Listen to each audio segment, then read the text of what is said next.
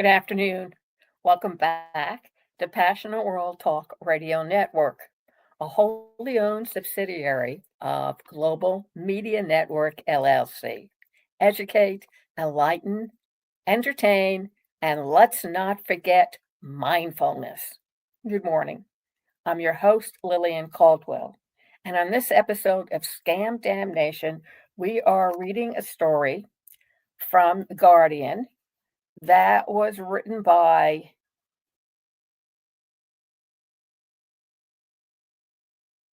Mr. Jones. And his article is How to Protect Yourself from Scams 6 Easy Ways to Stay Safe. And the gentleman's name, is Rupert Jones. And you're probably going to say, but Lillian, we've been over this. And we probably have. But we need to keep on repeating it. Every day, there are new breaches and there are new scams going on. In fact, the latest one now is buying products off of Facebook in the shape of Volkswagen buses, bringing back nostalgia to tempt you to buy a product that doesn't exist. So you pay for it. And when the money clears on the other side by the scammer, not only have you lost your money, but you never get a product. So you're going to hear me repeat all kinds of different ways to protect yourself from not being scammed because everybody seems to have a weakness in their armor to protect themselves from becoming scammed. And whether it's happening on social media, online shopping, or fielding calls, there is plenty you can do to cut your risks. So, there are different ways that fraudsters will try to use to trick you into sharing your financial or personal information. However, they also use pressure to get you to act quickly enough so you're not sitting there pondering to do or not to do.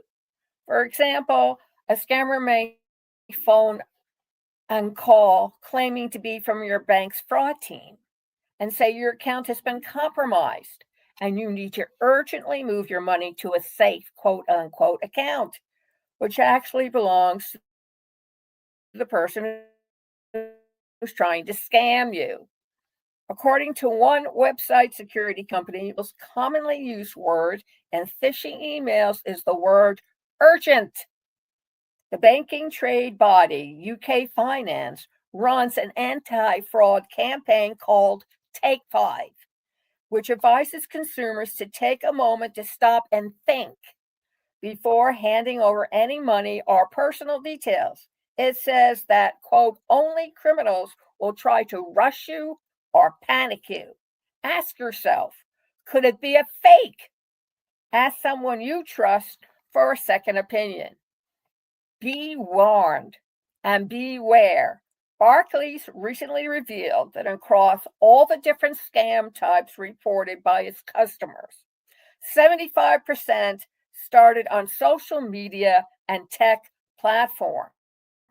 Online shoppers need to be particularly careful, says the Lloyds Bank. Quote, most online shopping scam reports we receive relate to things bought through Facebook or Instagram.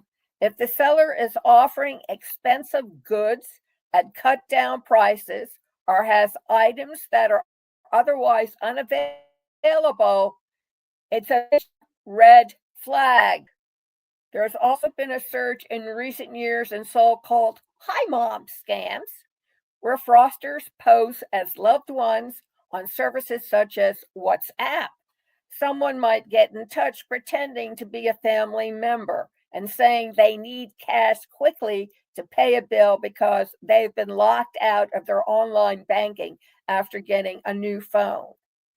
Try not to let the fraudsters panic you into action. Check whether the message is genuine by taking time to contact the family member using the number you have for them or via another channel. You can also test the person on the other end of the message by asking a question that only the person they claim to be would know the answer. sort of like the password that kids set up with their parents. So while they're out playing, if a stranger approaches them and says something, the kid can say, and the password is, and most times the scammer won't know what the password is, and the kid runs off. A fraudulent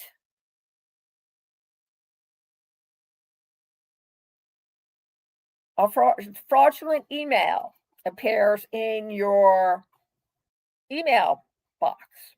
And at first glance, it looks legit, but pay closer attention to it.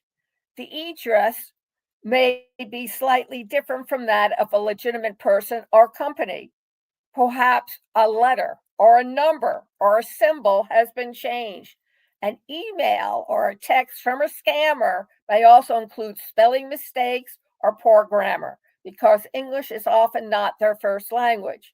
Also, be careful about clicking on a link or attachment in an email or text until you're absolutely sure it's legitimate. It could take you to a fake website or contain malware designed to steal your personal and or financial information. Lots of scams start with a phone call to your landline or mobile phone. Might be someone pretending to be from your bank or an official body, or someone trying to get you to buy or invest in something. If you're not expecting a call and can't be 100% certain who you're speaking to, hang up immediately and find the official phone number to call back the company or organization if you want to speak to them. The Charity Age UK also cautions, be aware that scammers can keep your phone line open even after you have hung up.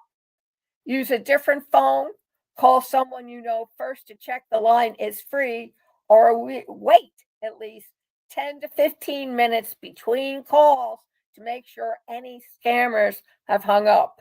Reminds you of checking yourself out or using an ATM and the malware that they can put in place that can take your routing number, your bank account number, and worse, your password number to get in to access your personal funds. Many phone handsets let you see the number of the person calling before you answer, but scammers are wise. They can disguise their identity by mimicking an official phone number. This is known as number spoofing, and it can also be used to make a false or fake message appear in a chain of genuine text messages from a company or an organization. However, there is some good news to all of this. The telecoms regulator, Ofcom, says phone providers must now block all calls from abroad that falsely display a UK landline number. When it comes to landlines, the consumer group Which has compiled a list of services you can use to block numbers that might be scammers or nuisance calls. One is BT's Call Protect, which automatically diverts calls the company believes to be problematic to customers' junk voicemail boxes. It also lets you compile a personal list of numbers you wish to block, and you can choose to send all your calls from three types of numbers: international, withheld, and unrecognized, to your junk voicemail. Call Protect is included with home phone packages at no extra cost, and which reckons it's much better than some BT paid for services such as Choose to Refuse and Anonymous Call Reject, which cost £6.86 and £8.09 a month, respectively. Sky customers can use Sky Talk Shield. It's personalized call screening and blocking service, which is free for Sky Broadband and Sky Talk customers. TalkTalk has a similar service called Call Safe that is also free. For mobile phones, many which are Android devices, have a built-in caller ID and spam call and text message protection. Make sure it's turned on in your phone settings and for any messaging apps you use, and do not answer, call back, or reply to unknown numbers. Legitimate callers will leave a voicemail. On iPhones, turn on silence unknown callers in your phone setting to stop people who are not saved in your contacts from ringing you, and turn on filter unknown senders and message settings to remove text from people you don't know into a separate file and stop links in their messages from working. Consider, too, signing up for the telephone preference service, the UK's only official do not call register for landlines and mobile numbers, although some argue it has its limitations. Whatever you do, protect your computer and make sure your desktop or laptop is properly protected. Generally, it's about keeping things up to date and ensuring what device you use is still getting software and security updates, says Samuel Gibbs, the Guardian's consumer technology editor. Quote, as long as you keep a modern device up to date, don't install things from outside the various app stores, keep your browser up to date, and avoid dodgy sites, it will be hard to hack. For Windows 11 PCs, keep your software up to date by regularly using Windows Update and visiting the Microsoft Store for the latest versions of apps. Also, use the update servers and browsers such as Chrome. Ensure the built-in Windows security is turned on for protection against viruses. To open the app, search for it in the Start menu. For Apple devices, keep Mac OS up to date using software update and the App Store for your apps. Mac OS has various built-in security systems that run in the background. In all cases, make sure you have a strong passwords and do not use the same one on more than one account. Two-factor authentication as an extra layer of security. You should turn it on for every service that offers it. So there it is, ladies and gentlemen. Additional tips to keep you safe and from having your personal and financial information stolen, and more importantly, have your identity stolen. Thank you very much for joining us this afternoon. You can listen and see this episode of Scam DamNation, Protecting Yourself from Scammers, 6 Easy Ways, by going to our website, passionateworldtalkradio.com.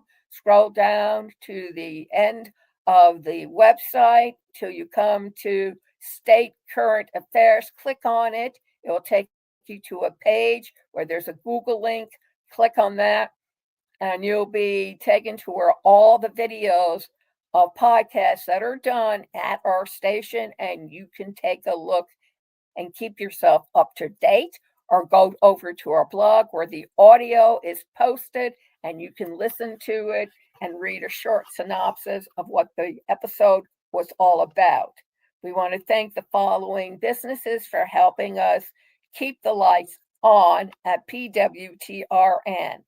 The Obstacles of Podcasting, a 2-month course, 1 hour, Monday through Friday, interactive, or 45 minutes. The first half is instruction. The second half is to see you sweat and put into practice what you just learned. For somebody who's been doing podcasting for more than 19 years, you'll get a workout, but more importantly, you'll have an opportunity to air the 3 podcasts that you will need to put together and air it to PWTR's over 10 million listening audience. The second company is myflex.ai. Go check it out at http://AIwithlillian.com, and it takes you to a website where you can check out, do a demo, and then invest monthly. AI is now being certified for those people who want to become instructors of AI. There's every kind and type of AI out there. Go with the one that is supreme. Ruby, RUBI.ai. It's a no-brainer.